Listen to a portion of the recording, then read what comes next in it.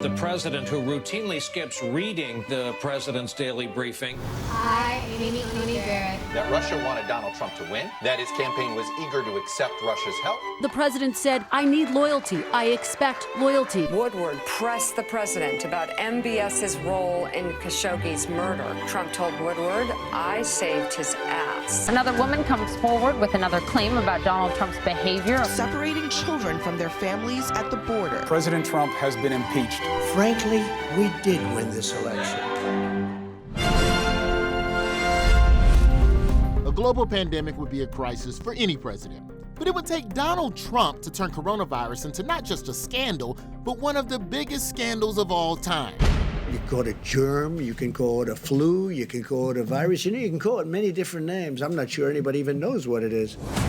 Trump was working on screwing up the pandemic before there was even a pandemic to screw up.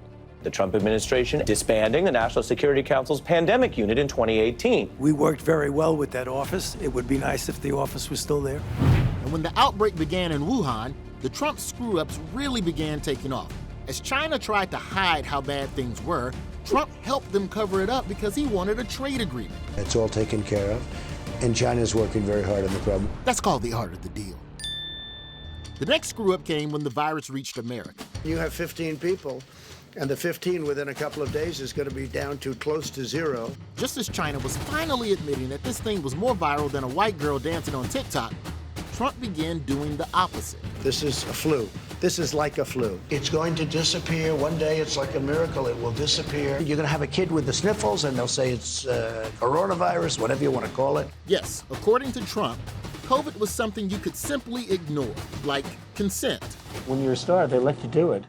But even though COVID was no more harmful than just a case of the sniffly whifflies, he still put together a task force led by the smartest guy he could find, one office over.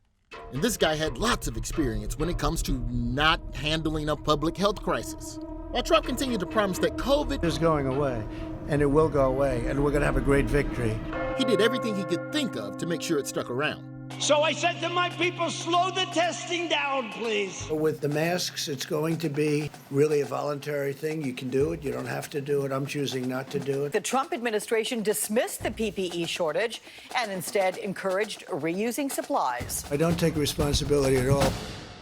Eventually, Trump was persuaded to take the pandemic a little more seriously. I am confident that by counting and continuing to take these tough measures, even if he pretty clearly wasn't happy about it. Okay.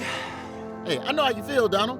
I get cranky too when the pandemic pulls me away from my 18 hours of golf. But before long, the second wave of screw-ups would begin as Trump went full snake oil salesman. Hydroxychloroquine. Try it, if you'd like. And then I see the disinfectant. Is there a way we can do something like that? By injection. Turns out the D in DJT stands for doctor, and the J stands for Jesus. Did he just say that we should inject ourselves with bleach?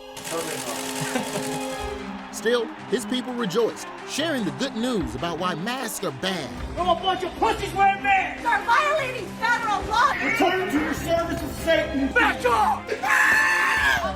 Showing up at his rallies without a care in the world. They are dying. That's true.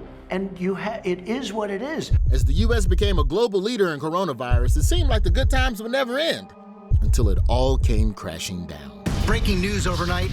President Trump and First Lady Melania Trump test positive for the coronavirus. At least 28 people connected to President Trump have tested positive for COVID.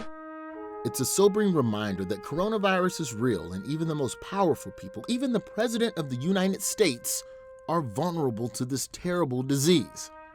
Nah, you can't hurt Donald Trump. His blood is made of cheeseburgers. I'm immune. I could come down and start kissing everybody.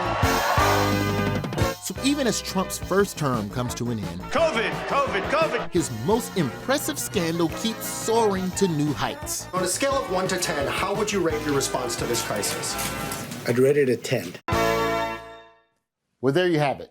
100 tremendous scandals that almost did end 244 years of democracy. Thanks for watching, and join us again.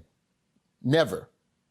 Like, seriously, I can't do another 4 years like that. My heart cannot take that at all. For The Daily Show, I'm Roy Wood Jr. Good night. Hey, y'all know if Trevor got any extra COVID vaccines? I know he probably got it early.